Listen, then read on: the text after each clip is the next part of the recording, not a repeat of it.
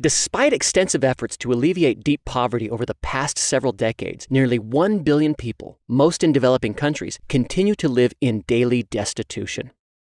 Formal employment is scarce, so lots of people operate subsistence businesses, typically selling small amounts of consumer and agricultural products like soap or grain. Walking down a market road, you'd find that many of the small businesses are very similar. And because their size and offerings are similar and limited, profits stay low and they rarely generate enough income to allow an escape from poverty. Well, why don't the owners just grow their business to escape poverty? Unfortunately, efforts to teach financial literacy, market analysis, and business innovation have been shown to make little impact. Even though the entrepreneurs can master the material, they don't apply it. They either don't believe it's relevant to their business or don't believe they're capable of implementing it. While curriculum improvements may improve their understanding of relevance, the entrepreneur's belief that they're not capable of implementing techniques may be due to another limiting mindset, what is known as a scarcity mindset. People exposed to short or long-term poverty develop a scarcity mindset because their cognitive bandwidth is overloaded with immediate concerns, leaving little space for the exploration or evaluation of a broader set of alternative actions. For example, the effort of getting enough money to pay for food to eat that day prevents creative planning for future food sourcing. Exposure to scarcity actually reduces an individual's capacity to engage in abstract thinking, and their problem-solving intelligence suffers as a result. That's a problem for subsistence business owners all over the world. They are necessity entrepreneurs, and unlike opportunity entrepreneurs, who invent new business approaches and employ risk strategically, necessity entrepreneurs experience life as being difficult and beyond their control.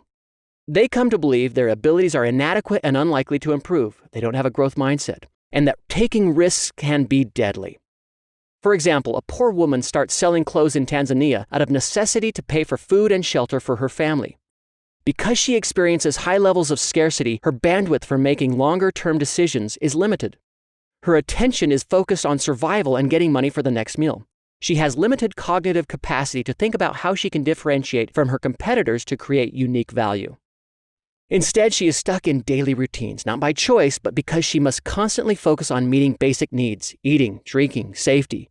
As a result, she engages in business activities that require the least bandwidth, such as copying her next-door neighbor, from ordering and selling the same shirts to using the same loan shark for working capital. This scarcity mindset can cripple entrepreneurs, but changing a worldview from scarcity to abundance, where new ideas can be tried, is difficult. This is where researchers got creative. Trainings on having a growth mindset, a separate concept with some overlapping features of an abundance mindset, could counteract the negative effects of a scarcity mindset.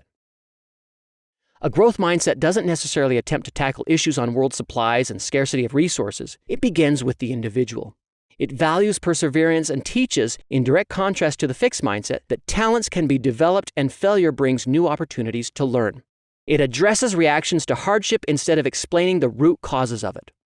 Researchers Shad Morris, Chad Carlos, Jeff Kistrick, Eli Tumsifu, and Bob Lount took the principles of this mindset and incorporated it into the curriculum on technical business skills for necessity entrepreneurs. They used this curriculum in a double-blind, randomized controlled trial with hundreds of entrepreneurs in rural Tanzania looking for how growth mindset trainings could reduce the negative consequences of a scarcity mindset. The results were encouraging. Those who received the growth mindset trainings were significantly more likely to take experimental actions in order to receive more income.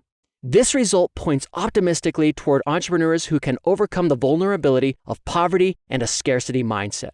While further research needs to be done, this example demonstrates that applying theory to practice can lead to successful, life-saving innovation.